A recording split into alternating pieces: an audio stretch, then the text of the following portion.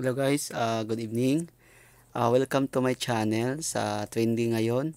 Guys, ituturo ko po sa inyo ngayon paano po ang Facebook dark mode kasi nung nakarang araw po nagturo po tayo sa Messenger dark mode. Ngayon po ituturo natin sa inyo ang Facebook dark mode.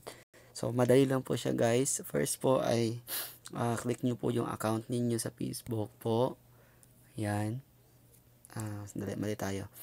So, balik tayo doon sa Facebook account. So, ito po yung account natin. Ito lang po. Dapat po guys. Okay. Magpo-comment na po tayo guys. So, dito tayo hanap lang po tayo na pwede natin mapag-commentan. For example, dito tayo. Okay. Click lang po natin yung Facebook dark mode. Okay. Okay. So, lalabas yung mga dyan, no? Okay, dito tayo sa Facebook dark mode. So, ang gagawin po natin, guys, mag-comment lang po tayo. Paano po? So, type lang po natin yung Facebook dark mode. Tapos, hanapin lang po natin yung parang moon. Okay, yung moon. Unahin natin yung kalahating moon.